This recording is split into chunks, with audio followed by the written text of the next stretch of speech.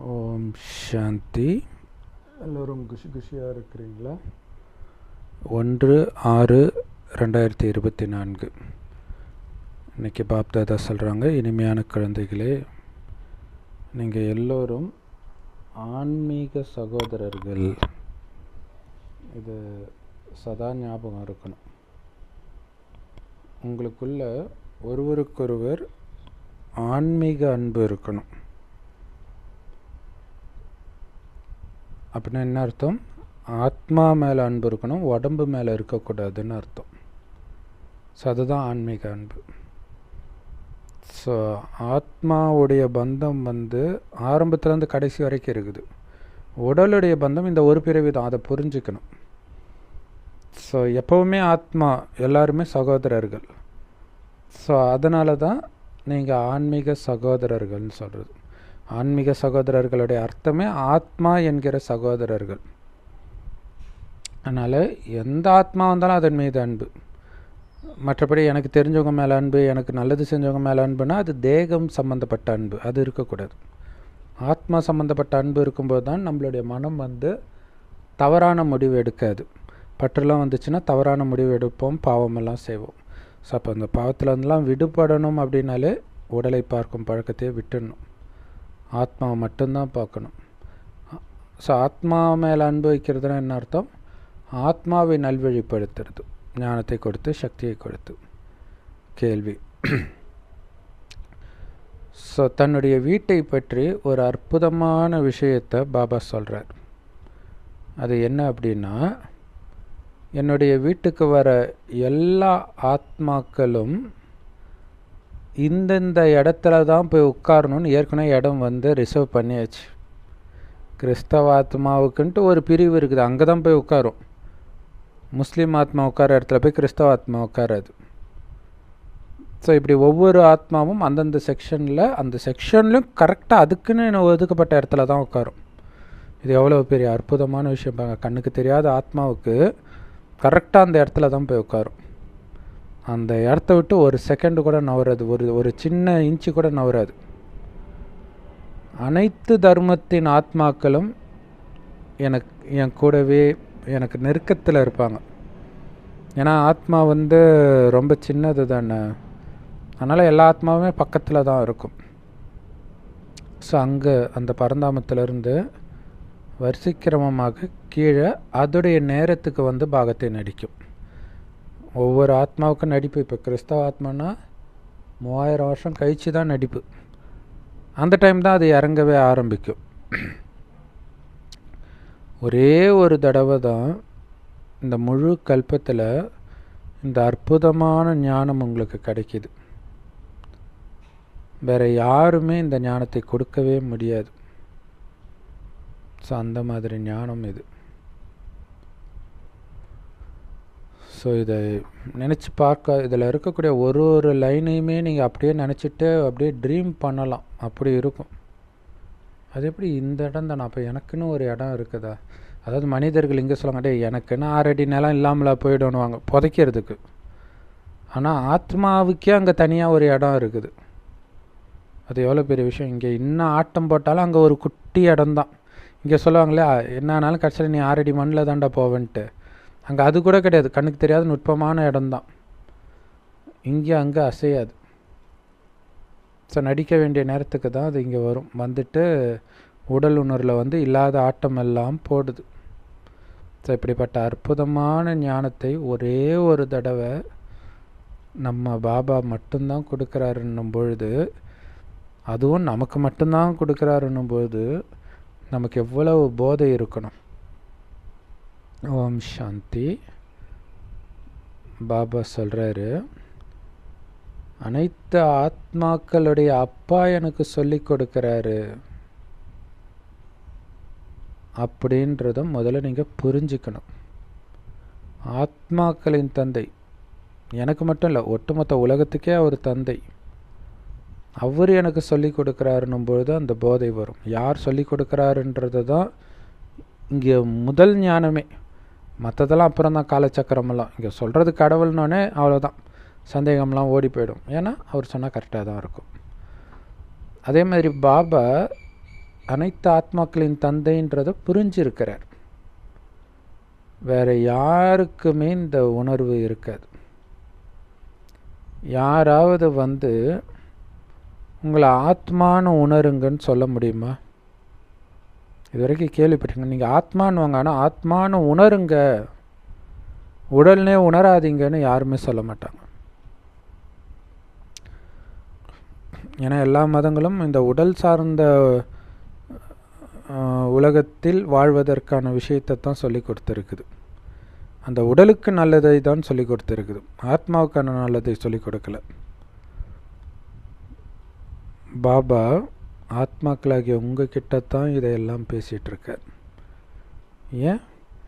ஏன்னா புது உலகத்திற்கான ஞான பரிசை நீங்கள் தான், சரி, இந்த ஞானத்தின் பரிசை புது உலகத்தில் நீங்கள் தான் அடைவீங்க முயற்சிக்கு ஏற்ப. அதற்கான ஞானத்தை அவர் கொடுக்குறார். ஆனால் அந்த ஞானத்தை எந்த அளவுக்கு தாரணை பண்ணி உயர்ந்த பரிசை அமைச்சிக்கிறீங்கன்றது உங்கள் கையில் இருக்குது.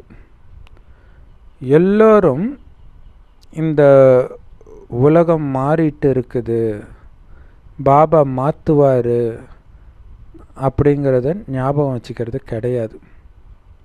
வச்சிக்க முடியல. யார் சொல்கிறார்? பாபா குழந்தைங்கள தான் சொல்கிறார் இல்லையா? எப்போவுமே ஞாபகம் வச்சுருக்கிறாங்களா? இந்த உலகம் மாறிட்டு இருக்குதுன்னு நினைக்கும் பொழுது கலியுகத்தின் குணத்தை நாம் வெளிப்படுத்துவோமா? வெளிப்படுத்த மாட்டோமே.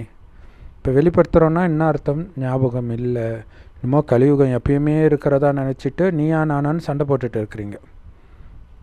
கலியுகத்தின் விஷயத்தின் மேலே பற்று வச்சுருக்கிறீங்க. ஸோ அது மட்டும் இல்லை, இதை மாற்றுறவர் தந்தை. ஸோ அதனால் எத்தனையோ தடவை சயின்டிஸ்ட் இந்த விண்கல் வருது, அந்த விண்கல் வருதுலாம் சொல்லுவாங்க. ஆனால் அதெல்லாம் மிஸ் ஆகும். ஆனால் இங்கே சொல்கிறது பாபா மிஸ் ஆக வாய்ப்பே கிடையாது இல்லையா? நீங்கள் பாபா முன்னாடி நேரடியாக உட்காந்துட்டு இருக்கிறீங்க. வீட்டுக்கு போன உடனே முழு நாளும் உங்களுடைய பிஸ்னஸ்ஸு இந்த மாதிரி விஷயத்தில் பிஸி ஆகிடுறீங்க. ஸோ மெயினாக பாபா சொல்கிறது என்னென்னா, பாபா முன்னாடியே உட்காந்து பாபா கிட்டேயே டைரெக்டாக ஞானம் கேட்டால் கூட கடவுள் உலகத்தை மாற்றுறாருன்றதை மறந்துடுறீங்க. உங்களை அழைச்சிட்டு போகிறதுக்கு பாபா வந்திருக்கிறாருன்றதே மறந்துடுறீங்க. உங்களை பாபா மாற்றிக்கிட்டு இருக்கிறாருன்றதையும் உலகத்தை மாற்றிக்கிட்டு இருக்கிறாருன்றதையும் மறந்துடுறீங்க. ஏன்? வீட்டுக்கு போன உடனே மற்ற விஷயங்களில் பிஸியாகி இதை மறந்துடுறீங்கன்றார். இதுதான் முக்கியமான விஷயம். பாபாவுடைய ஸ்ரீமத்து எங்கே இருந்தாலும் என் நினைவில் இருங்கன்றது தான்.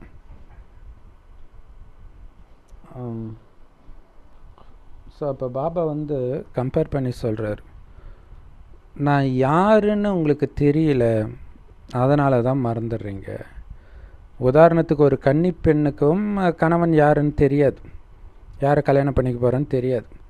ஆனால் எப்போ அவள் கையில் ஃபோட்டோவை கொடுத்துட்டாங்களோ அவ்வளோதான், கட்டினா இவ்வளோ தான் கட்டுவேன்னு நிற்பாங்க. நிறைய பேர் அப்படி இருப்பாங்க. ஜஸ்ட்டு ஃபோட்டோ தான் பார்த்துருப்பாங்க. ஃபோட்டோ பார்த்துட்டு ஏதோ ஒரு பொருத்தம் சரியில்லை, இவன் வேண்டாமானோ, நான் அவனை தான் கல்யாணம் பண்ணிக்குவேன், இல்லைன்னா எனக்கு கல்யாணமே வேண்டான்னுவாங்க. அதான் பாபா சொல்கிறாரு, அந்த ஃபோட்டோ பார்த்து அவனால் நீ நாளைக்கு கஷ்டத்தை கூட அனுபவிக்கலாம். முதல்ல தூய்மையே இழக்க போகிற. ஆனால் இங்கே உன்னை தூய்மையாக்குற மனவாளன் நான் வந்திருக்கிறேன், தினம் தினம் உன்கிட்ட பேசிகிட்டு இருக்கிறேன், ஆனால் என் ஞாபகமே இல்லை உனக்கு. எவ்வளோ பெரிய விஷயத்த சொல்கிறேன். ஃப்ளைட்டில் போகும்போது ஃப்ளைட்டு வெடிக்க போகுதுடா, பாராஷூட்டை போடுறான்றதை மறந்துடுவியா நீன்னு? அப்படி தான் மறந்துருக்கிறீங்கன்றார். உலகம் அழிய போகுது, நீ பறந்து மேலே போகணும். பாராஷூட்டில் பறந்து கீழே வருவாங்க, நீ மேலே போகணும். அதுக்கு பாபா உங்களை தயார்படுத்துகிறார். ஆனால் ஞாபகம் இருக்க மாட்டேங்குதே. ஆனால் அந்த பொண்ணும் பையனும் பாருங்கள், நிச்சயமான உடனே அவங்க எங்கே இருந்தாலும் ஒருத்தர் நினைவு பண்ணிக்கிட்டே இருப்பாங்க. இப்போ ஃபோன் வந்துடுச்சு, பட் அப்போ அந்த நினைவின் பலம் எப்படி இருக்கும் யோசிச்சு பாருங்களா இல்லையா? அப்படியே அந்த நினைவிலே இருந்திருப்பாங்க. அதுக்கு பேர் தான் லௌகீக காதல் அப்படிங்கிறார். ஆனால் இது ஆன்மீக காதல் இல்லையா? ஒரு விதத்தில் பார்த்திங்கன்னா அந்த நிச்சயதார்த்தம், ஆனால் இப்போல்லாம் வந்து ஆனால் எப்படியா இருந்தாலும் வந்து ஏற்கனவே நிச்சயம் பண்ணிவிடுவாங்க இல்லையா? நிச்சயதார்த்தம் வைக்கிறாங்களோ இல்லையோ, ஏற்கனவே நிச்சயம் ஆகி தான் கல்யாணம், எடுத்த உடனே கல்யாணத்துக்கு நடக்காது. ஸோ அப்போ அந்த நிச்சயமாகிற டைம்லேருந்து அந்த திருமண நாள் வரைக்கும் கேப்பு சில மாதங்கள் இருக்கும். ஸோ அதுக்குள்ளே அவங்களுக்கு அவ்வளோ அன்பு வளர்ந்துடும், நினச்சி.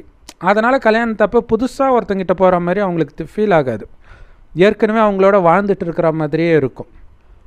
அந்த மாதிரி தான் பாபா சொல்கிறாரு, என்னோட உங்களுக்கு நிச்சயதார்த்தமாகி இருக்குதுன்றார். திருமணமாகி இருக்குன்னு கூட சொல்லலை, நிச்சயதார்த்தமாகி இருக்குது. ஏன்னா திருமணம் ஆனதுக்கப்புறம் அந்த அன்பு போதையெல்லாம் போயிடும். ஆனால் இங்கே நிச்சயமாயிடுச்சு அப்படின்னா எப்படி மறக்கிறீங்க? இங்கேருந்து போனோடனே மறந்துடுவீங்களா? அதாவது இது மனிதர் உணர்ந்து கொள்ள மனித காதல் அல்லன்ட்டு மனுஷனை பார்த்து சொல்லுவான். ஆனால் இங்கே கடவுளே வந்திருக்கிறாரு, ஆனால் அவரை மறந்துட்டு போயிடுறோம். ஸோ இதான் ஆன்மீக காதல் பிள்ளை இருக்குது. குழந்தைங்களுக்கு ஆன்மீக தந்தை மேலே அன்பு இருக்குது, அதே மாதிரி ஒருவரோடு ஒருவர் மீதும் அன்பு இருக்குது குழந்தைங்களுக்குள்ளேயேவும். ரெண்டுமே இருக்கணுன்றார் இல்லையா? பாபா குழந்தைங்க வந்து பாலும் சர்க்கரையும் மாதிரி இருக்கணும், பால் பாயாசம் மாதிரி ஒருவரோடு ஒருவர் இனிப்பாக இருக்கணும்ன்றார். அவ்வளோ அன்பு இருக்கணும். ஆனால் எது மேலே? ஆத்மா மேலே. அதுதான் முக்கியமான விஷயம்.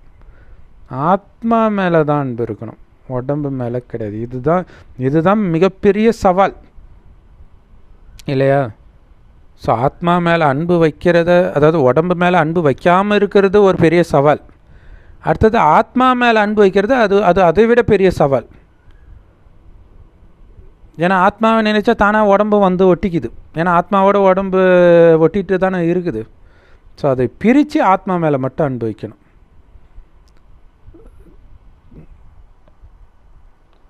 ஸோ யார் மேலே உங்களுக்கு ஆன்மீக அன்பு வந்திருக்குது?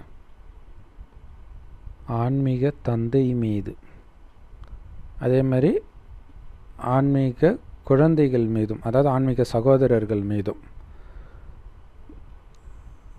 இப்போ தான் இப்படி அன்பு பாராட்டுற ஞானமே நமக்கு கிடைச்சிருக்குது. இவ்வளோ நாள் தேகத்தை பார்த்து தான் நீங்கள் குருவாக இருக்கட்டும், அப்பா அம்மாவாக இருக்கட்டும், சித்தப்பா சித்தி, மாமா மச்சான், எந்த உறவாக இருந்தாலும் அது தேகத்தின் உறவாக தான் இருந்துச்சு, தேகத்தின் அன்பாக தான் இருந்துச்சு. இப்போ தான் ஆத்மாவை பார்க்குற வழியையும் ஆத்மாவை நேசிக்கிற ஞானத்தையும் கொடுக்குறார். ஆனால் உலக மக்களுக்கு பாவம் எதுவுமே தெரியல. அழியக்கூடிய உடலை ஏமாற்றம் தரக்கூடிய உலகத்தின் மீது அன்பு வச்சுட்டு ஏமாந்து போயிடுறாங்க. ஆனால் நமக்கு தெரியும், என் சகோதரனுக்கு ஒன்றும் ஆகாது. ஏன்? அதுதான் ஆத்மா வச்சு. ஒன்றும் பதறாதீங்க. டாக்டர் இன்ஜெக்ஷன் போடும்போது சிலர் வந்து அம்மா துடிப்பாங்க, ஐயோ வலிக்க போகுது, ஒன்றும் ஆகாதுமா, நீ கம்முன்னு இருமா. அந்த மாதிரி என் சகோதரனுக்கு ஒன்றும் ஆகாது, ஏன்னா சகோதரன் ஆத்மா தானே. நீங்கள் எல்லோரும் சகோதரர்கள், அதனால் அந்த ஒரு தந்தையுடைய குழந்தைகள். அப்போ கண்டிப்பாக ஒருவர் மீது ஒருவர் அன்பு இருக்கணும். இது ஆன்மீக அன்பு.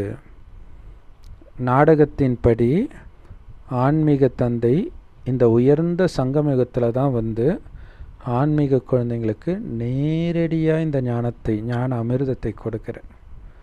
இதன் மூலம் நம்ம வாழ்க்கையே மாறுது, நம்ம பார்வை மாறுது, எண்ணம் மாறுது, எல்லாமே மாறுது, தலைவிதியே மாறுது.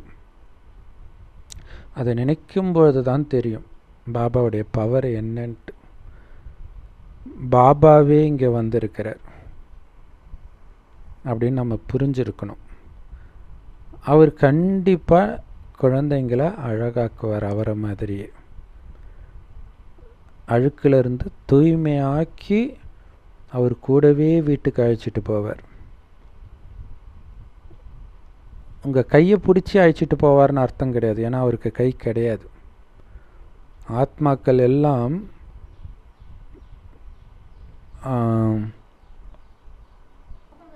வெட்டுக்கிளி ஸோ பாபா வந்து கையை பிடிச்சி இட்டுட்டு போக மாட்டார். ஆனால் வெட்டுக்கிளி கூட்டம் மாதிரி நீங்கள் பறந்து போவீங்க எல்லா ஆத்மாவும் அப்படின்னு சொல்கிறார். ஏன் வெட்டுக்கிளியை பாபா சொல்கிறாருன்னா, அதுக்கும் வந்து ஒரு கைடு இருக்கும். ஸோ வெட்டுக்கிளி வந்து இப்போ சமீபமாக ஆஸ்திரேலியா போன்ற நாடுகள்லாம் வந்து எல்லா பயிர்களையும் அழிச்சுது, ஊர் ஃபுல்லாக வெட்டுக்கிளினாங்க. ஆக்சுவலாக பைபிளில் கூட அந்த மாதிரி போட்டிருக்கோம். ஸோ அது வந்து கூட்டமாக போகும், ஆனால் அந்த கூட்டத்தையும் வழி நடத்தி செல்வதற்கு முன்னாடி ஒன்று போகுமா, அதுக்கும் கைடு இருக்குமா. ஸோ மற்ற கைடுகளும் இருப்பாங்களாம். அந்த ஒரு முக்கியமான கைடு இருப்பார், அந்த கைடை ஃபாலோ பண்ணி மற்ற கைடுகள் வருவாங்க, அவங்க பின்னாடி ஒரு கூட்டமாக போகுமா எல்லாமே. இதெல்லாம் எவ்வளோ ஆச்சரியமாக இருக்குது இல்லையா. எப்போ அது கூட்டமாக ஒன்றா பறந்து போகுதோ அவ்வளவு சத்தம் போடுன்றார். இது வந்து வெட்டுக்கிளி சவுண்டு வந்து கிராமத்தில் இருக்கிறவங்களுக்குலாம் தெரியும், பயங்கரமாக சவுண்டு கொடுக்கும். ஒன்று கத்த ஆரம்பிச்சதுன்னா எல்லாம் கத்த ஆரம்பிக்கும். நைட்டெல்லாம் பார்த்திங்கன்னா அது அந்த சவுண்டே பயங்கரமாக இருக்கும். பாபா சொல்கிறார், அந்த கூட்டம் எந்த அளவுக்கு பெருந்திரளாக இருக்கும் அப்படின்னா சூரியனுடைய ஒளியையே மறைச்சிடுமா, அவ்வளவு கூட்டம் இருக்குமா. அந்த கூட்டமெல்லாம் ஒன்றா ஒரு வேளை ஒன்றா பறந்துச்சுன்னா சூரியன் அந்த இடமே இருட்டான மாதிரி இருக்குமா. இப்போ யோசிச்சு பாருங்கள். ஸோ அந்த மாதிரி ஆத்மாக்களுடைய கூட்டம் கூட ரொம்ப பெருசு. ஏன்னா ஆத்மாவை வந்து எண்ண முடியாது, மனிதர்களையும் எண்ண முடியாது. அவங்க என்ன தான் வருஷம் சென்சஸ் எடுத்தால் கூட, மக்கள் தொகை கணக்கெடுப்பு எடுத்தால் கூட துல்லியமாக இத்தனை பேர் இருக்கிறாங்கன்னெலாம் சொல்ல முடியாது இல்லையா. அங்கே ஒரு பக்கம் பிறந்துட்டுருக்கோம், இன்னொரு பக்கம் இறந்துட்டுருக்கோம். ஸோ கரெக்டாக எவ்வளோன்னுலாம் சொல்ல முடியாது. அதே மாதிரி தான் ஆத்மாவும் துல்லியமாக எவ்வளோ இருக்குன்னு உங்களால் கணக்கெடுக்க முடியாது. சும்மா ஒரு குத்து மதிப்பாக வேணால் சொல்லலாம். அதே மாதிரி தான் சொர்க்கத்தில் கூட பாபா சொல்கிறார், சத்தியுகத்தில் இத்தனை பேர் இருப்பாங்கன்றது குத்து மதிப்பாக சொல்கிறது தான். அப்படியே கரெக்டாக 9 லட்சம் பேர்லாம் இருக்க மாட்டாங்க, ஒரு ஆவரேஜாக. பாரதம் மட்டும்தான் அந்த நேரம் இருக்கும். நாம் அந்த உலகத்துக்கு தேவதைகளை தவிர யாருமே இல்லாத சுகம் நிரம்பிய அந்த உலகத்துக்கு எஜமானராகிட்டு இருக்கிறோம் அப்படிங்கிற போதை உங்கள் புத்தியில் இருந்துக்கிட்டே இருக்கணும். எப்படி இருக்கும் அதை நீங்கள் நினச்சி பார்க்க தான், இன்னும் கொஞ்ச நாளில் நான் அப்படி ஆக போகிறேன்னு நினைக்கும்போது, இப்போ ஒரு பொண்ணுக்கு நிச்சயமாயிடுச்சு, ஒரு ஏழை பொண்ணுக்கு மிகப்பெரிய பணக்கார பையனோட நிச்சயமாயிடுச்சுன்னா அந்த பொண்ணு எவ்வளோ நினச்சி பார்ப்பா, இங்கே ஒரு ராணியாகவே வாழ்ந்துட்டுருப்பா. ஸோ அந்த மாதிரி உலகத்தின் எஜமானரை அப்போ ராணியாகவே வாழ்ந்துட்டு இருக்கும்போது அவங்க வீட்டில் இருக்கக்கூடிய ஏழ்மை அதெல்லாம் அவளுக்கு ஒரு பெரிய விஷயமாகவே தெரியாது. அடப்போடா கொஞ்ச நாள் தான், எல்லாம் சில காலம்னுவாங்களே, அந்த மாதிரி இன்னும் கொஞ்ச நேரம்தான் அப்படிங்கிறது உங்கள் மைண்டில் இருக்கும். அதனால் இங்கே இருக்கிற விஷயம் உங்களுக்கு பெரிய விஷயமாகவே தெரியாது. ஆத்மா உடம்பில் இருக்கும் பொழுது அதை ஜீவாத்மா அல்லது மனிதன் அப்படின்னு சொல்கிறோம். அந்த ரெண்டும் சேர்ந்து இருக்கும் பொழுது தான் உங்களுக்கு சுகதுக்கத்தை அனுபவமே செய்ய முடியும். நிறைய பேர் ஆத்மாவே பரமாத்மா, அதனால் ஆத்மாவுக்கு துக்கமே வராது, பாவகர்மமே ஒட்டாது அப்படின்னு தப்பாக புரிஞ்சிருக்கிறாங்க. ஆத்மா பரமாத்மா கிடையாது, பரமாத்மா பாவம் செய்கிறது கிடையாது. ஆனால் ஆத்மா பாவம் செய்யும், அது ஒட்டும் ஆத்மாவில். இப்போ இந்த விஷயம்தான் நமக்கு சொல்லுது தண்டனை எல்லாம் இந்த பூமியில் தான்ட்டு. ஏன்னா உடலும் ஆத்மா ஒன்றா இல்லாமல் சுகத்தையும் அனுபவிக்க முடியாது, துக்கத்தையும் அனுபவிக்க முடியாது. அப்போ இங்கேயே எல்லாத்தையும் நம்ம அனுபவிச்சுட்டு போவோம். அதை ஞாபகம் வச்சுக்கணும் உடம்பில் இருக்கும்போது. நிறைய குழந்தைங்க இந்த விஷயத்தில் ரொம்ப குழம்பி போயிடுறாங்க. அதாவது ஆத்மாவில் எதுவும் ஒட்டாது அப்படின்னு சொன்ன விஷயம் அவங்களுக்கு குழப்பத்தை ஏற்படுத்துது. நாங்கள் எங்களை ஆத்மான்னு உணரலாம், ஓகே. ஆனால் பாபாவை எங்கே நினைக்கிறது? ஏன்னா ஆத்மா பூர்வ மத்தியில் இருக்குது, ஓகே. பாபாவை எங்கே நினைக்கிறது? பாபா சொல்கிறாரு, பாபா பரந்தாம நிவாசி இல்லையா? அவருடைய அறிமுகத்தை அவர் கொடுத்துருக்கிறாரு தானே. ஸோ அதனால் நீங்கள் நடந்தாலும் சுற்றினாலும் சாப்பிட்டாலும் என்ன வேலை பண்ணாலும் அப்பாவை நினைவு பண்ணிக்கிட்டே இருங்க. அவர் பரந்தாமத்தில் வசிப்பவர். கிறிஸ்தவர்கள் அழகாக சொல்கிறாங்க பாருங்க, பரலோகத்தில் இருக்கும் பரமபிதாவே. பிரம்மா உடலில் இருக்கும் பரமபிதாவே சொல்லலை, இயேசு உடலில் இருக்கும் பரமபிதாவே சொல்லலை. பரலோகத்தில் எப்படி நினைக்கணுன்றதை கரெக்டாக சொல்கிறாங்க. ஆனால் என்ன சொல்கிறாங்கன்ற அர்த்தம் அவங்களுக்கு தெரியாது. ஸோ பாபா நமக்கு தான் சொல்கிறார். ஸோ இதை எதுக்கு சொல்கிறாரு பாபா? அவரை அங்கே நினைக்கணும், பரந்தாமத்தில் நினைக்கணும். ஏன்னா அவர் அங்கே இருக்கக்கூடியவர். ஆத்மா கூட அங்கே இருக்கக்கூடியது தான், ஆனால் பிறகு இங்கே வந்து பாகத்தை நடிக்குது. ஆனால் பாபா எந்த உடலையும் தன் உடலாக நினைப்பதில்லை. அதனால தான் அவரை பிரம்மா உடலில் வச்சு நினைக்கக்கூடாது இல்லையா? அது அவரது கிடையாது. அது அவருக்கு தெளிவாக தெரியும், இது என்னது கிடையாதுன்ட்டு. யார் உடம்புல வேணாலும் அவர் பிரவேசமாகவும் முடியும். ஸோ அதனால் அவரை பரந்தாமத்தில் தான் நினைக்கணும். எல்லாத்துலேருந்தும் விடுபட்டு இருக்கிறவர் அவர். நாமளும் அங்கே தான் இருக்கிறோம், ஆனால் இங்கே வந்து உடல் எடுத்து நடிக்கிறோம். இப்போ இந்த ஞானம் கிடைக்குது.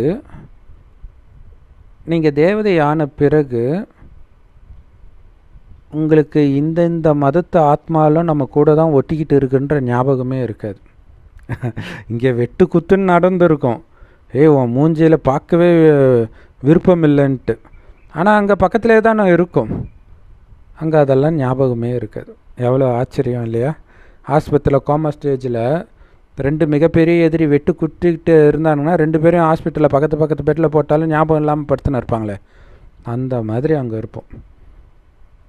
அதே மாதிரி மேலேருந்து ஆத்மா எப்படி கீழே வந்து உடல் எடுத்து பாகத்தை நடிக்கும்ன்றதை கூட அங்கே யோசிக்க மாட்டீங்கன்றார். அப்போ யோசிச்சு பாருங்கள், பரந்தாமத்தில் புத்தியே வேலை செய்யாது, உடம்பில் வந்தால் தான் புத்தியே வேலை செய்யுது. இது எவ்வளோ பெரிய ஆச்சரியமான விஷயமா இருக்குது பாருங்களா. மனம் புத்தி ஆத்மாவில் தான் இருக்குது, ஆனாலும் உடம்பில் வந்தால் தான் அது வேலையே செய்யுது. இதுக்கு முன்னாடி பாபா பரந்தாமத்தில் இருக்கிறாரு, அங்கே இருந்து இங்கே வந்து உடலில் நுழையிறாரு அப்படின்லாம் உங்களுக்கு தெரியாது. எந்த உடலில் நுழையிறாருன்றதும் தெரியாது. ஸோ பாபா தன்னுடைய விலாசத்தை சொல்கிறார். பாபாவோட அட்ரஸ் என்ன? பரந்தாமம் தான் அவருடைய அட்ரஸ். இது ஒரு பாட்டு கூட இளையராஜா பாடியிருப்பார். பரந்தாமத்தில் இருப்பவனுக்கு ஏதோ ஒன்று என் ஊர் சிவபுரம், இப்படி ஒரு பாட்டு வரும். ஸோ பாபாவுடைய அட்ரஸ் பரந்தாமம் தான். ஆனால் அதுக்காக நீங்கள் சிவபாபா கேர் ஆஃப் பரந்தாமம்னு போட்டால் உங்கள் லெட்டர் அங்கே போகாது. அதனால் சிவபாபா கேர் ஆஃப் பிரம்மான்னு போடுறீங்க. பிறகு இந்த பிரம்மா பாபா இருக்கக்கூடிய இடத்துடைய அட்ரஸை எழுதுறீங்க.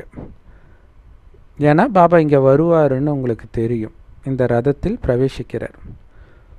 உண்மையிலே ஆத்மாக்களாகிய நாம கூட சிவபாபாவோட மேலே வசிப்பவர்கள் தான். ஸோ அப்போ நம்ம எல்லோரும் சகோதரர்கள் தானே. சகோதரர்கள் எல்லாம் அமைதியாக பாபா பக்கத்தில் அங்கே உட்காந்துட்ருப்போம். அதனால தான் பாபா சொல்கிறாரு, நீங்கள் பூமியின் நட்சத்திரங்கள்னு பைபிளில் கூட இருக்கும், பாபாவுமே சொல்லியிருக்கிறார். அப்போ நட்சத்திரமாக இருக்கிறது பரந்தாமத்தில் தானே. இப்போ பரந்தாமத்தில் உங்களுக்கு எந்த நினைவும் இருக்காது, அது வேறு விஷயம். ஒருவேளை நினைவே இருந்தால் கூட நட்சத்திரத்தை பார்த்தா உங்களுக்கு என்ன ஞாபகம் வரும்? ஒன்றுமே ஞாபகம் வராது தானே. அப்படி பாருங்கன்ற. எப்பவுமே ஒவ்வொருத்தரும் நட்சத்திர ஆத்மா, அதுதான் அவங்களுடைய பேருன்னு நினச்சிக்கோங்கன்ற. அதனால தான் பாபா ஆத்மாவுக்கு பேர் கிடையாதுன்றார். பேர் வச்சா உங்களுக்கு பிரச்சனை ஞாபகம் வந்துடும். கந்தசாமி இப்படி பண்ணா, முன்சாமி இப்படி பண்ணான்ட்டு. அது பேரே ஆத்மா தான்.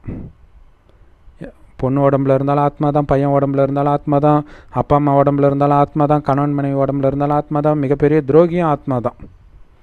அதை மட்டும் பாருங்க. ஏன்னா மனிதர்கள் தேக உணர்வில் வந்துடுறாங்க. ஆனால் நீங்கள் எங்கே பார்க்குறீங்க? ஆத்மாவை பார்க்குறீங்க. அப்போ எந்த ஆத்மாவை பார்த்தாலும் உங்களுக்கு அன்பு தான் வரும். ஆத்மா இப்போ பரமாத்மாவை பார்க்கும்போது அப்படியே ஒரு போதை வருது பார்த்தீங்களா? அதே போதை நீங்கள் ஆத்மாவை பார்த்தாலுமே வரும். ஆனால் டக்கு டக்குன்னு உடம்பு பக்கம் புத்தி போயிடுறதுனால தான் பாபா மேலே வந்து சக்தி எடுத்துக்கோன்றார். அப்போ சொர்க்கத்தில் எப்படி அதீந்திரிய சுகத்தில் இருக்கிறாங்க? அங்கே பாபாவை நினைக்க மாட்டாங்களே, ஆத்மாவை தானே பார்க்குறாங்க. அப்போ ஆத்மாவை பார்த்தாலே அந்த ஆனந்தம் வரும். அந்த ஆனந்தம் சூப்பராக இருக்கும், நிரந்தரமாக இருக்கும். ஆனால் உடல்னால் வர ஆனந்தம் உங்கள் புத்தியை வேலை செய்ய விடாமல் குழப்பத்தில் எடுத்துகிட்டு போயிடும். பாபா உங்களை ஆத்ம உணர்வுடையவராக ஆக்குறார். உங்களை ஆத்மான்னு உணர்ந்து என்னை நினைவு செய்யுங்க. நான் வந்திருக்கிறேன்ல, நான் எப்படி இருக்கிறேன்ற ஞானத்தை உங்களுக்கு கொடுத்துட்டேன் தானே. நான் இந்த பழைய உடலை எடுக்கிறேன். எதுக்காக? அந்த வாய்க்காக தான். வாய் மூலமாக பேசுறதுக்காக தான் அவர் உடலில் எடுத்திருக்கிறார், வேறு எதையும் அனுபவிக்கிறதுக்கு எடுக்கலை. அதே மாதிரி கண்ணும் அடுத்தது முக்கியமானது. என்னுடைய குழந்தைய நான் பார்க்குறேன்ல, ஸோ கண்ணையும் வாயையும் தவிர அவர் எதையும் பயன்படுத்துறது கிடையாது. இந்த ஞான அமிர்தம் அவருடைய வாய் வழியாக கொடுக்கப்படுது. எவ்வளோ சூப்பர்ல! வாய் வழியாகவே ஊட்டி விடுறார். குருவி தான் இன்னொரு குருவிக்கு வாய் வழியாக ஊட்டி விடும் இல்லையா? பறவைகள்லாம் அப்படி தான் ஊட்டி விடும். அந்த மாதிரி பாபா நமக்கு ஊட்டி விடுறார். நினைக்கும் போதே எவ்வளோ சூப்பராக இருக்குது இல்லையா? உண்மையிலே வாயால் ஊட்டி விடுறார். ஸோ அதனால தான் கௌமுகியுடைய, அதாவது பசுவின் வாய் கௌமுகி, சிவலிங்கத்துடைய கீழ்ப்பகுதி பேர் கௌமுகின்னு தான் சொல்லுவோம். கங்கை உருவான இடத்துக்கு பேரும் கௌமுகின்னுவாங்க. ஸோ அதோடைய நினைவார்த்தம் இருக்குது. எந்த வாய் வழியாக நமக்கு ஞான அமிர்தத்தை கொடுத்தாரோ அதோடைய நினைவார்த்தம். அது தாயின் வாயை குறிக்கிறது. தாயன்னு நம்ம இந்து மதத்தில் பசுவை தாயின்னுவாங்க இல்லையா? நான் உங்களை இந்த பெரிய அம்மா, சீனியர் அம்மா மூலமாக, அதாவது பிரம்மா மூலமாக தத்தெடுக்கிறேன். யார் தத்தெடுக்கிறது? சிவபாபா தத்தெடுக்கிறார். இங்கே இப்போ அவர் இருக்கிறார். இந்த விஷயமெல்லாம் உங்கள் புத்தியில் இருந்தால் உங்களுக்கு இருக்கிற போதைக்கு அளவே இருக்காது. ஒரு ஃபேமஸான நடிகர் உங்கள் வீட்டுக்கு வந்தால் எவ்வளோ போதை இருக்கும்? ஒரு சிஎம், பிரதமர் உங்கள் வீட்டுக்கு வந்தால் எப்படி இருக்கும்? ஆனால் இதையெல்லாம் விட மிகப்பெரிய விஐபி கடவுள் வராரு. ஆனால் உங்களுக்கு அந்த போதை இல்லைன்னா என்ன அர்த்தம்? இதெல்லாம் ஞாபகம் இல்லைன்னு அர்த்தம். அதனால தான் பாபா சொல்கிறார், இந்த ஞானம் உங்களுக்குள்ளே இருக்கணும் அப்படின்னு சொல்கிறார்.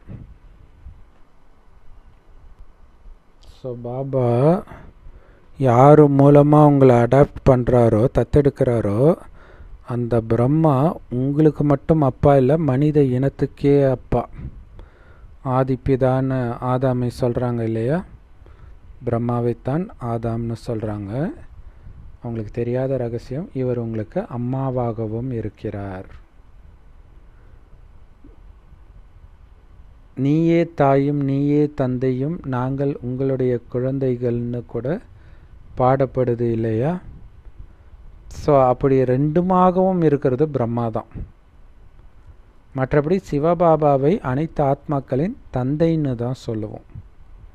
அவரை தாயின்னு சொல்ல மாட்டோம், அவர் தந்தை மட்டுமே. உங்களுக்கு அப்பாவுடைய ஆஸ்தி கிடைக்குது, ஆனால் அம்மா மூலமாக கிடைக்குது. அதனால் உங்களுக்கு அம்மாவும் தேவை, பிரம்மாவும் தேவை. ஸோ அந்த சிவபாபா அப்பா இங்கே வரார், வந்து சொல்கிறார், உங்கள் அப்பாவாகிய நான் மேலே இருக்கிறேன் பரந்தாமத்தில். ஆத்மாக்களாகிய நீங்கள் கூட மேலே தான் இருந்தீங்க.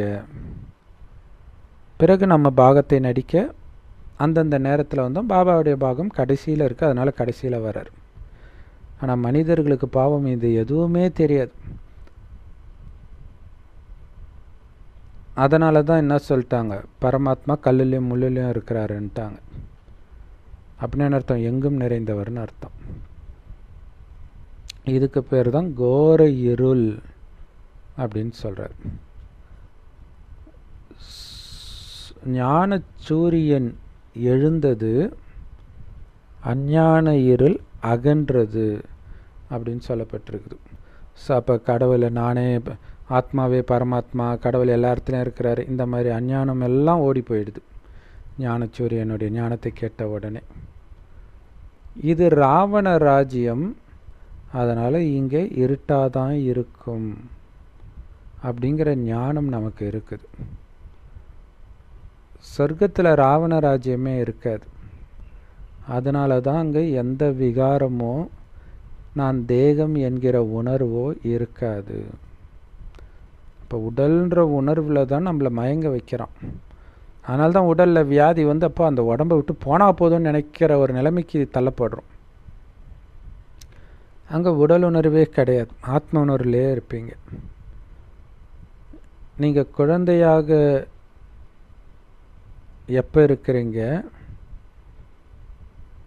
எப்போ கொஞ்சம் வளர்ந்து விடலை பருவத்தை சார்ந்தவராக இருக்கிறீங்க, பிறகு எப்போ வயோதிகர் ஆகுறீங்க, அந்த நேரத்தில் நான் இந்த பழைய உடலை விட்டுட்டு புது உடம்பை எடுப்பேன்றது புரிஞ்சுக்குவீங்க. அங்கே யாருமே இவங்க இறந்துட்டாங்கன்னு சொல்லவே மாட்டாங்களாம். ஏன்னா அது பேர் மரணம்னா என்னன்னே தெரியாத அமரலோகம். அதனால் குஷி குஷியாக ஆத்மா உடம்பை விட்டுட்டு இன்னொரு உடம்பை எடுக்கும். ஏன்னா அவங்களுக்கு தெரியும் இந்த உடம்புடைய ஆயுள் முடிஞ்சிடுச்சு, நம்ம சட்டை ஒரு லெவலுக்கு மேலே ரொம்ப கீஞ்சிச்சு, தூக்கி கடாசுறான்ட்டு கடாசுறமே, அந்த மாதிரி அவங்களே அவ்வளோதான், இந்த உடம்பு வேலைக்காகலை, நான் இந்த உடம்பை விட போகிறேன், புது உடம்பை எடுக்க போகிறேன் அப்படின்னு புரிஞ்சுக்குவாங்களாம். சந்நியாசிகள் அதனால தான் பாம்பு தோல் உரிக்கிற உதாரணத்தை கொடுத்துருக்குறாங்க. ஆனால் உண்மையில் இதை சொன்னது பாபா, இதை சன்னியாசிகள் பிற்காலத்தில் எடுத்துக்கிறாங்க. பாபா சொல்கிறார், நான் கொடுக்குற ஞானம் மறைஞ்சிடுது. அதனால் பாபா கொடுக்குற ஞானம் மறைஞ்சிட்டதுனால நாம் எதை சொன்னாலும் இது பைபிளில் இருக்குது, குரான் இருக்குது, ராமகிருஷ்ணர் சொன்னார், இவர் சொன்னார், அவர் சொன்னார்ன்றாங்க. ஏன்னா எல்லாத்துக்கும் முன்னாடி பாபா சொன்னார், ஆனால் அது மறைஞ்சிடுச்சு. ஸோ பாபா இப்போ உருவாக்குற சில வார்த்தைகளும் படங்களும் கூட பிற்காலத்தில் வருது இல்லையா? கீதையில் கொஞ்சம் ஞானம் வருது தானே, பைபிளில் இருக்குது, குரானில் இருக்குது, கொஞ்சம் கொஞ்சம் மாவில் உப்பு போட்ட மாதிரி. அதனால் பாபா பாம்பு எப்படி தோல் உரித்து புது தோலை எடுக்குதோ, பழைய தோலை உரித்து, அந்த மாதிரி தான் ஆத்மா ஒரு உடலை விட்டு இன்னொரு உடலை எடுக்குதுன்னு சொல்கிறார். அதுக்காக பாம்பு வந்து ஒரு உடம்பை விட்டுட்டு இன்னொரு புது உடம்பை எடுக்குதுன்னு சொல்ல மாட்டாங்க. தோல் உரிக்கிற உதாரணம் தான் சொல்லுவாங்க.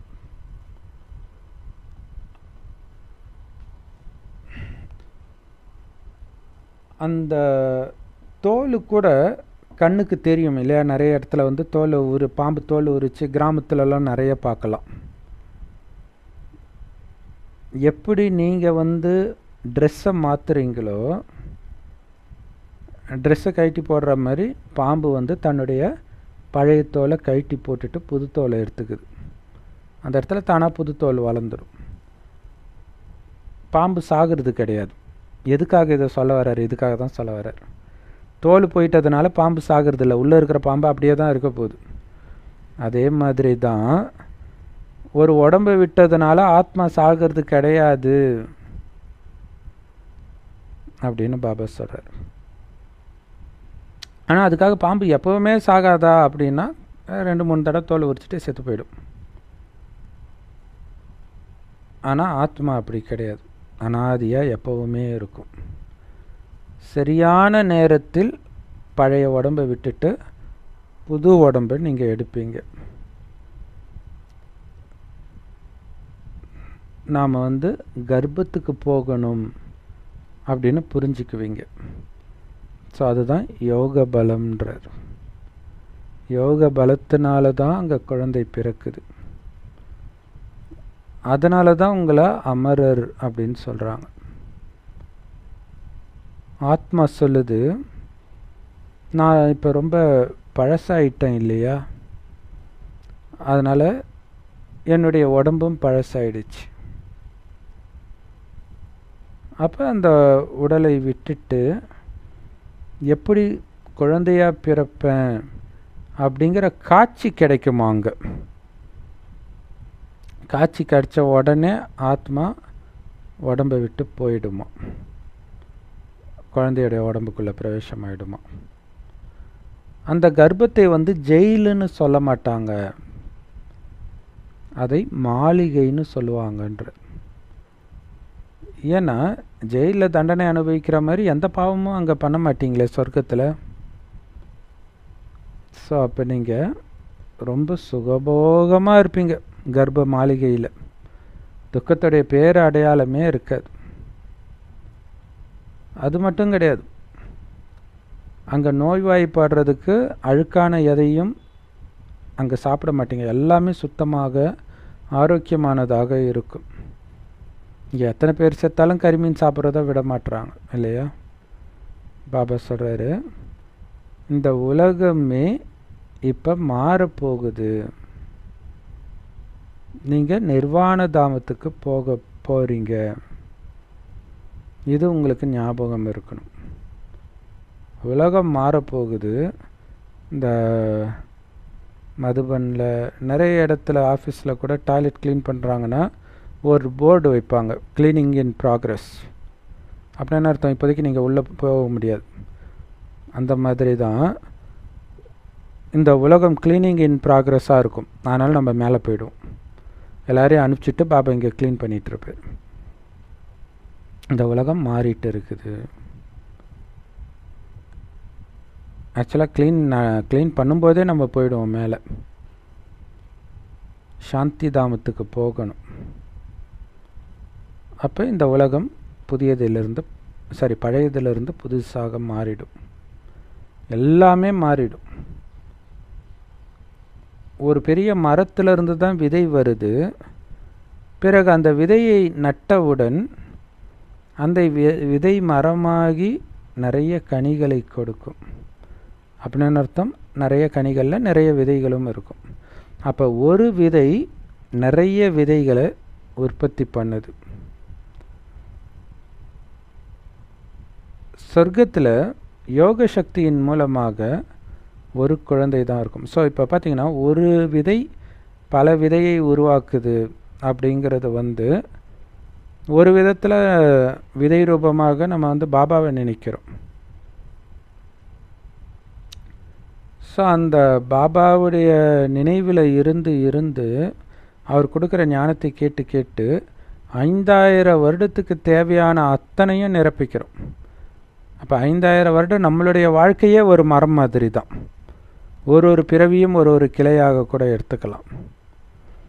ஸோ இப்போ மறுபடியும் விதையோடு தொடர்பு வச்சு ஆத்ம விதைக்குள்ள அனைத்தையும் நாம் நிரப்பிக்கிறோம்.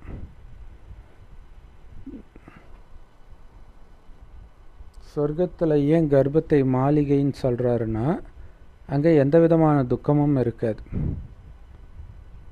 அதனால தான் அப்படி சொல்கிறார். ஸோ கர்ப்பத்திலையும் நமக்கு தண்டனை கிடைக்காது, வெளியிலையும் நாம் தண்டனை அனுபவிக்க மாட்டோம். அதாவது உடலில் எதையாவது சாப்பிட்டுட்டு உடம்பு சரியில்லாமல் போகிறது அந்த மாதிரியும் இருக்காது. சுத்தமான உணவு தான் இருக்கும். அதனால தான் பாபா இங்கே சுத்தமான உணவை சாப்பிட சொல்கிறார். பாபா சொல்கிறார், குழந்தைகளே, இந்த உலகம் இப்போ மாறிட்டு இருக்குது. நீங்கள் எல்லோரும் சாந்தி தாமத்துக்கு போகணும். இல்லை நெருப்பு வச்சுடுவார். அப்போ நம்ம எல்லாம் சாந்தி தாமத்துக்கு போயிடணும். அதுக்கு முன்னாடி நம்மளாக போனால் புத்திசாலித்தனம், இல்லாட்டினா அடித்து துரத்தி அனுப்புவார் மேலே. ஸோ அப்போ தான் உலகம் பழையதிலிருந்து புதியதாகும், எல்லாமே மாறும். தங்க யுகத்தில் யோக பலத்தின் மூலமாக ஒரு நேரத்தில் ஒரு குழந்தை தான் பிறக்கும். இங்கெல்லாம் அதிலும் குறிப்பாக டெஸ்ட் டியூப் பேபி வந்த பிறகு எங்கே பார்த்தாலும் 2-3 குழந்தை 5 குழந்தை எல்லாம் பிறக்குது. அது மட்டும் இல்லாமல் அது ஆக்சுவலாக காமத்தினாலன்றார். காமத்தினால 4-5 குழந்தைகள் ஒன்றாவே பிறக்குதுன்றார். ஸோ பாபா தங்க யுகத்துக்கும் கலியுகத்துக்கும் உள்ள மிகப்பெரிய வித்தியாசத்தை சொல்கிறார். நாம் விதிபூர்வமாக இருக்கிறதுனால அங்கே குழந்தையும் விதிபூர்வமாக பிறக்குது. இங்கே நாம் விதிபூர்வமாக இல்லை, அதனால் குழந்தை ஒட்டுமொத்தமாக நிறையா வந்து பிறகுது இல்லையா. மனிதனுடைய புத்தி கண்ணா பின்னான்னு போகிறதுனால ஒட்டுமொத்தமாக எல்லாம் எங்கெங்கெல்லாம் கணக்கு இருக்குதோ எல்லாம் சேர்ந்து குழந்தையாக பிறந்துடுது. இந்த புது உலகம் எப்படி பழசாகுது, அதில் எப்படி ஆத்மா 84 பிறவி எடுக்குது அப்படிங்கிறதெல்லாம் பாபா புரிய வைக்கிறார். ஒவ்வொரு ஆத்மாவும் அதன் பாகத்தை நடித்தே ஆகணும் இல்லையா. ஒருத்தர் மாதிரி இன்னொருத்தருடைய நடிப்பு இருக்காது. நீங்கள் தலைகீழே நின்னாலும் அவங்க நடிப்பைத்தான் அவங்க நடிப்பாங்க. நீங்கள் இதை புரிஞ்சுக்கிட்டு சாட்சியாக பார்க்கணுமே தவிர நீ எப்பட்றா அப்படி பண்ணலாம், நீ எப்பட்றா அப்படி பண்ணலான்னா கடைசி வரைக்கும் அப்படியே கேட்டுக்கிட்டு இருக்க வேண்டியதுதான். பெரும்பான்மையான வீடுகளில் கணவன் மனைவி பிரச்சனை கல்யாணம் ஆன முதல் நாள் ஆரம்பித்து சாவர வரைக்கும் அதே பிரச்சனை தான் நடந்துகிட்ருக்கும். அவங்க அப்படி தான், ஏன்னா அவங்களுடைய ஆத்மாவில் அதான் பதிவாகி இருக்குது.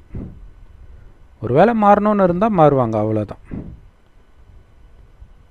எல்லோரும் இங்கே பாகத்தை நடிச்சிட்டு வீட்டுக்கு போகும் பொழுது கரெக்டாக அவங்க இடத்துல போய் உட்காருவாங்க. இது ஒரு சூப்பரான பாயிண்ட் இல்லையா. தன்னுடைய பொசிஷனை மாற்றவே மாட்டாங்கன்ற.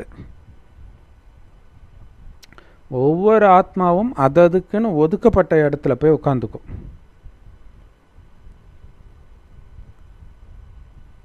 தன்னுடைய தர்மத்தில் போய் உட்காரும் இல்லையா. அந்த தர்மத்தின் கிளையில் தான் போய் உட்காரும். பிறகு வரிசைக்கிரமமாக கீழே வருவாங்க அவங்கவுங்களுடைய டைமுக்கு ஏற்ற மாதிரி. அதனால தான் பரந்தாமத்துடைய ஒரு சின்ன மாடல் உருவாக்கப்பட்டதுன்றார்.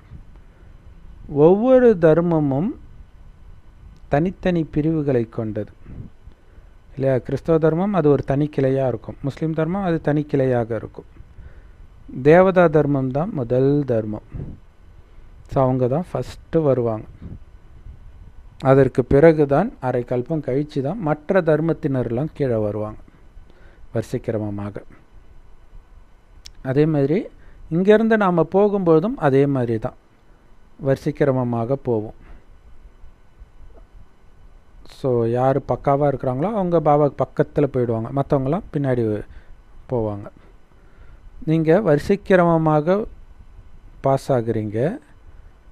பிறகு எவ்வளோ மார்க் எடுத்து பாஸ் ஆனீங்களோ அதற்கேற்ற இடம்தான் உங்களுக்கு ஒதுக்கப்படும் இல்லை. ஸ்கூலில் காலேஜில் இடம் கிடைக்கிறதே நீங்கள் வாங்குகிற மார்க்கை வச்சு தானே. அப்போ பரந்தாமத்தில் கூட நீங்கள் உங்கள் மார்க்கை வச்சு தான் போகிறீங்க. எவ்வளோ சூப்பரான விஷயம் இல்லையா. ஸோ இந்த பாபா கொடுக்குற இந்த ஞானம் இந்த முழு கல்பத்திலும் ஒரே ஒரு தடவை தான் கிடைக்குது. 5000 வருஷத்துக்கு ஒரு தடவை தான் இப்படிப்பட்ட ஞானம் கிடைக்குது. ஆத்மாக்களுடைய வம்சாவளி மரம் ரொம்ப ரொம்ப சின்னது. ஆனால் இங்கே மனிதர்களுடைய மரம் ரொம்ப பெருசு. சில குழந்தைங்களுக்கு திவ்ய திருஷ்டி கிடைக்குது, அதன் மூலமாக படங்களை உருவாக்குறாங்க. ஆத்மா ரொம்ப சின்னதாக இருக்குது, ஆனால் அது எடுக்கிற உடல் எவ்வளோ பெருசாக இருக்குது பாருங்கள். எல்லா ஆத்மாக்களும் அந்த பரந்தாமத்தில் போய் உட்காந்துக்கும். ரொம்ப கம்மியான இடம்தான் எடுத்துக்கும் அத்தனை ஆத்மாவும் சேர்ந்து. ரொம்ப ரொம்ப பக்கத்தில் இருக்கும்ன்ற எல்லா ஆத்மாவும் ஒட்டிக்கிட்டு இருக்கும்.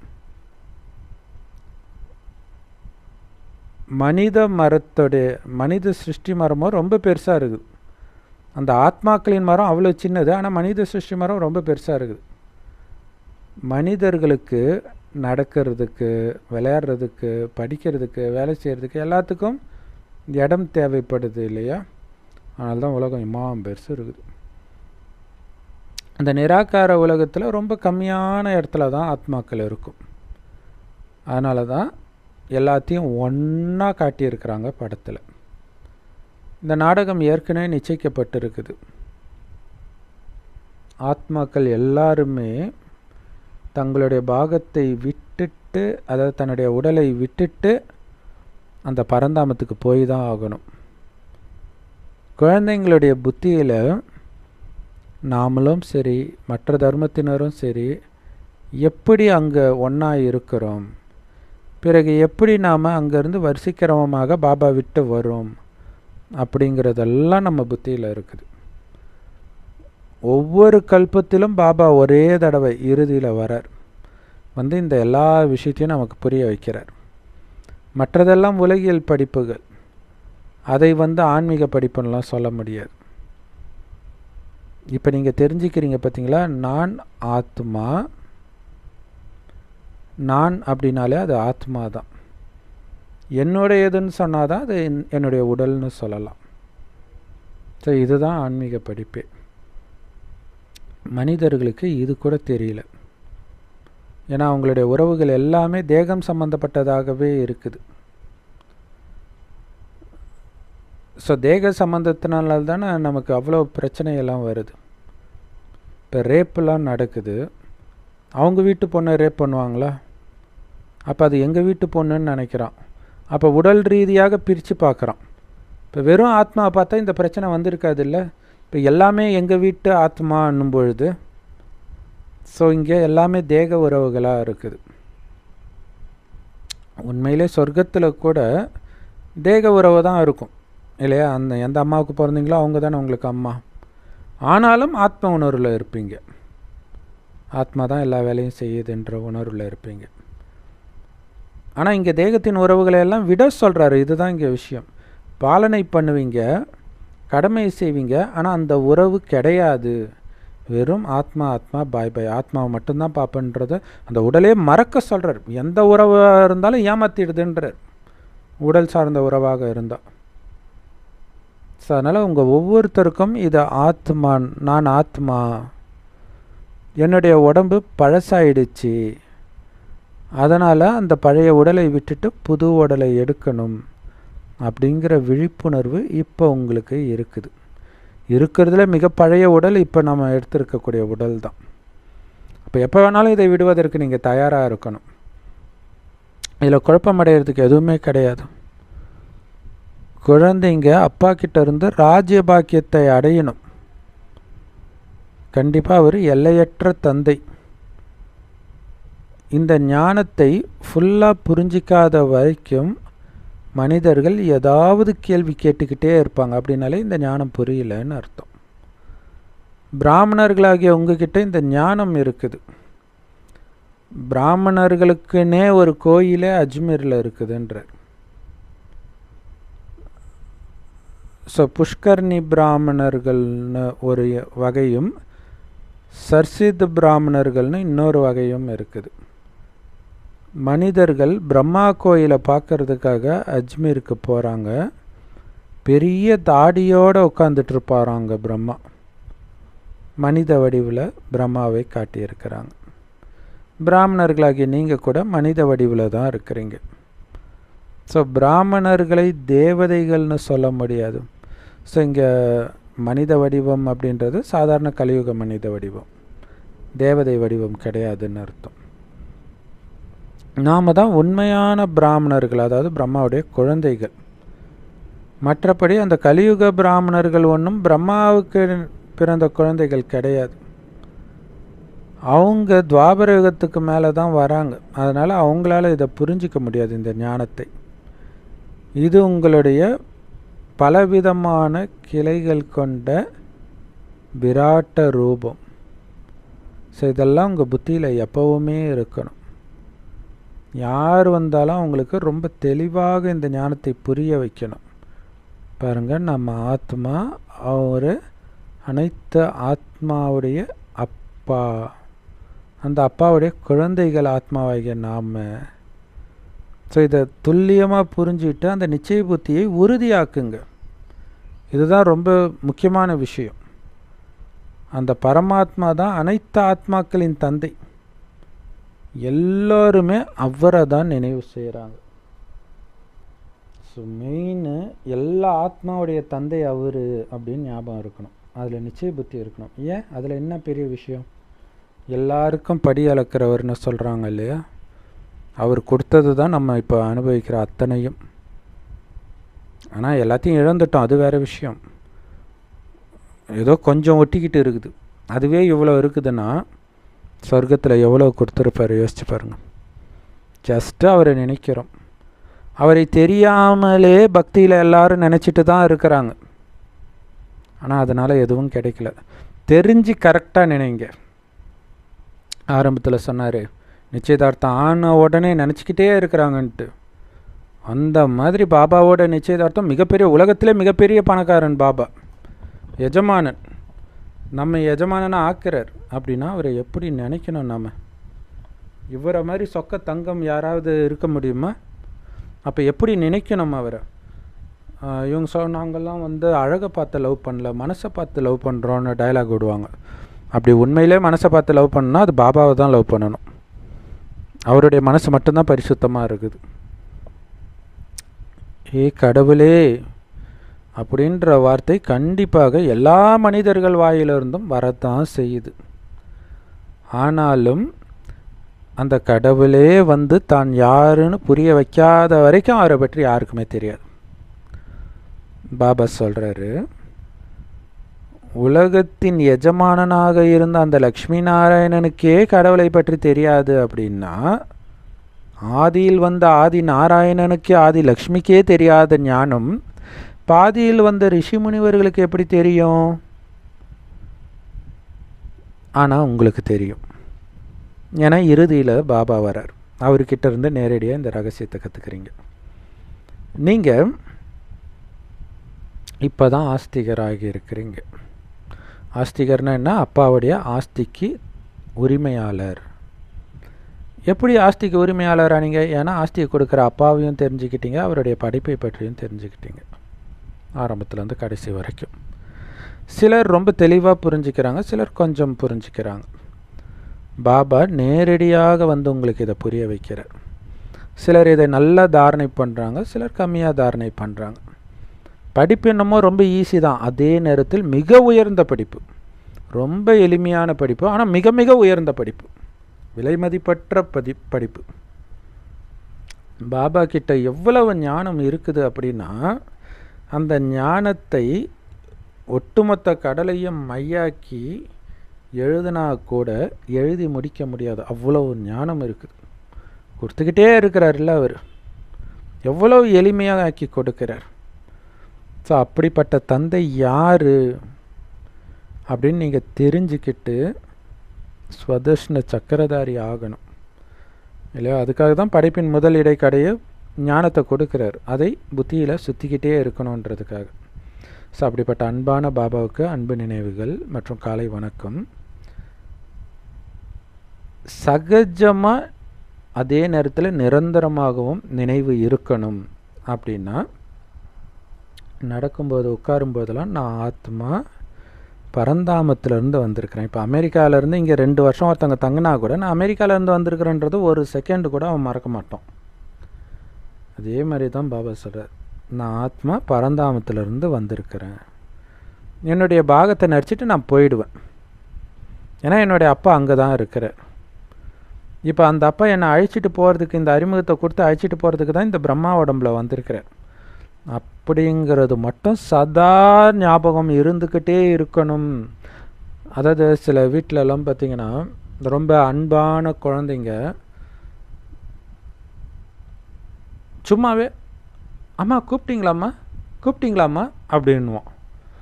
ஸோ அம்மா கூப்பிடுவாங்களோன்ற அந்த எண்ணம் இருந்துக்கிட்டே இருக்கும் போல இருக்குது. ஆனால் அப்பா கூப்பிடுவேன்னு இருக்கிறார், உங்கள் புத்தி கிளியராக வச்சாதான் கேட்கும்னு இருக்கிறார். ஸோ அதுக்கு தான் கிளியராக வச்சுக்கிறதுக்கு தான் நான் ஆத்மா அங்கேருந்து வந்திருக்கிறேன், இப்போ போக போகிறேன்றது ஞாபகம் வச்சுக்கோங்க அழைச்சிட்டு போகிறதுக்கு அப்பா வந்திருக்கிறாருன்னு ஞாபகம் வச்சுக்கோங்க. இது துக்கம் நிறைஞ்ச கலியுகம், எப்படா இதை விட்டு போகணும்னு நீங்கள் தவம் கிடந்தீங்கன்றதை ஞாபகம் வச்சுக்கோங்கன்றார். எப்படி ஆத்மாவுக்கு ஆன்மீக தந்தை மேலே அன்பு இருக்குதோ அதே மாதிரி உங்களுக்குள்ள ஆத்மாக்களுக்குள்ள அந்த ஆன்மீக அன்போடு வாழணும். ஆத்மா மேலே தான் அன்பு இருக்கணும், உடம்பு மேலே கிடையாது. ஸோ அப்படி முழுசாக ஆத்ம அபிமானி ஆகிறதுக்கு முழு முயற்சி பண்ணிக்கிட்டே இருக்கணும். டக்கு டக்கு டக்கு நீங்கள் உடம்பை வெட்ட உடம்பு வந்துக்கிட்டே இருக்கும். ராவணன் தலையை வெட்ட ராவணன் வரா மாதிரி மீண்டும் மீண்டும் உடலின் உணர்வு வளர்ந்துக்கிட்டே இருக்கும், வெட்டிக்கிட்டே இருக்கணும். ஸோ இதுதான் அந்த புராண கதைகளில் பார்த்திங்கன்னா அசுரனை வெட்டிக்கிட்டே இருப்பான், மீண்டும் மீண்டும் மலரானா என்ன அர்த்தம், தேக உணர்வு வந்துக்கிட்டே இருக்குது. அப்போ ரத்த பீஜின்ட்டு ஒரு அம்மன் அப்படியே அவனுடைய ரத்தத்தை, அந்த ரத்தத்தில் இருந்தெல்லாம் டக்குன்னு அவன் வந்துடுவான். அந்த ரத்தத்தை எல்லாம் கீழே விழாமல் அவங்க குடிச்சிக்கிட்டே இருப்பாங்க. ஸோ இதில் என்னென்னா கவனம், உடல்ன்ற எண்ணம் வந்துடக்கூடாது. ஆத்மா ஆத்மா ஆத்மா ஆத்மா மைண்டில் ஓடிக்கிட்டே இருக்கணும். அந்த பயிற்சி தான் இப்போ நம்ம பக்தர்கள் ஓம் ஓம் ஓம்னு சொல்லிக்கிட்டே இருக்கிறாங்க. மூல மந்திரம், மூலமே அதுதான் இல்லையா? வரதானம் பாபா சொல்கிறாரு, எல்லைக்குட்பட்ட ஆசைகளிலிருந்து விடுபட்டு இருப்பதன் மூலமாக அனைத்து கேள்விகளிலிருந்து விடுபட்டு இருக்கக்கூடிய நிரந்தரமாக சந்தோஷமாக இருப்பவர் ஆகுங்கள். பாபா சொல்கிறார், எந்த குழந்தை எல்லைக்குட்பட்ட ஆசையிலிருந்து விடுபட்டு இருக்குதோ எப்போவும் அந்த குழந்தையுடைய முகத்தில் அந்த சந்தோஷத்தின் ஜொலிப்பு தெரியுன்றார். செம்மல, ஆசையே இல்லாத குழந்தையுடைய முகத்தில் அந்த ஜொலிப்பு இருக்கும், அந்த ராஜ கம்பீரம் இருக்கும். ஸோ அந்த மாதிரி சந்தோஷமாக இருக்கிறவங்களுக்கு எதை பற்றிய சந்தேகமோ கேள்வியோ இருக்கவே இருக்காது. எப்போவுமே சுயநலமற்றவர்களாக இருப்பாங்க. எல்லாரையுமே கலங்கப்படமற்றவர்களாகவே பார்ப்பாங்க. இதுதான் ரொம்ப முக்கியமான விஷயம் இல்லையா? தர்மர் கலியுகத்தில் போய் சுற்றி பார்த்துட்டு நான் ஒரு கெட்டவனை கூட பார்க்கலையே அப்படின்னு சொன்னாருன்றாங்க இல்லையா? நாம் தானே அந்த பாண்டவர்கள். ஸோ எப்போ எல்லைக்குட்பட்ட ஆசையே இல்லைன்னா யாருமே உங்களுக்கு குற்றமுடையவர்களாகவே தெரிய மாட்டாங்க. எது நடந்தாலும் யாரையுமே அவங்க பழி போட மாட்டாங்க. உன்னால் தான் இப்படி ஆச்சு, உன்னால் தான் இப்படி ஆச்சு சொல்கிறாங்கல்ல. நிறைய குழந்தைங்க 30-40 வயசானாலும் அப்பா அம்மாவை திட்டுவாங்க, உன்னால் தான் என் வாழ்க்கையை போச்சு. ஸோ இப்படியெல்லாம் பண்ண மாட்டாங்க. யார்? எல்லைக்குட்பட்ட ஆசைனா என்னன்னே தெரியாமல் இருக்கிறவங்க. அது எப்படி? பாபா சொல்கிறாரு, பாபா நீ எங்கே படுக்க சொல்கிறியோ படுத்துக்கிறேன், என்ன சாப்பிட கொடுக்குறியோ சாப்பிட்றேன், என்ன உடுத்த கொடுக்குறியோ உடுத்திக்கிறேன்.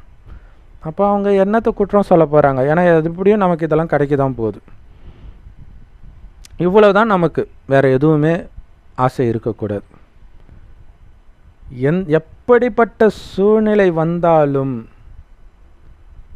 உங்களுடைய கர்ம கணக்கை முடிக்கிறதுக்காக ஒரு மனித ஆத்மா உங்கள் எதிர வந்து நின்னாலோ அல்லது கர்ம கணக்கை முடிக்கிறதுக்காக இயற்கை சீற்றமோ கடன் தொல்லையோ அல்லது உடல் நோயோ உங்கள் முன்னாடி தொடர்ந்து வந்துக்கிட்டே இருந்தால் கூட நீங்கள் திருப்தியாக இருக்கிற காரணத்தினால எப்போவுமே ஆனந்தமாக இருப்பீங்க. எப்படி? ஆசை இல்லைனாலே திருப்தியாக இருப்பீங்க, திருப்தியாக இருந்தாலே ஆனந்தமாக தான் இருப்பீங்க. எது இருந்தாலும் எது போனாலும், வந்தால் என்ன போனால் என்னன்னு ஒரு பாட்டு வருமே, அந்த மாதிரி அவ்வளோ ஆனந்தமாக இருப்பீங்க. என்ன ஆனாலும் நான் திருப்தியாக இருக்கிறேன். ஸோ திருப்தி அப்படிங்கிறது சந்துஷ்டா அப்படின்னு ஹிந்தியில் சொல்லுவாங்க. அதை சந்தோஷி மாதா அப்படின்ட்டு நார்த் இந்தியாவிலலாம் ரொம்ப ஃபேமஸ் அம்மன் கோயில். ஸோ அப்போ திருப்தியாக இருக்கிறவங்க தான் அந்த அம்மனாக இருக்கிறதுக்கு தகுதி வாய்ந்தவர்கள். ஸ்லோகன், செம பவர்ஃபுல்லான வரதனம் ஸ்லோகன்.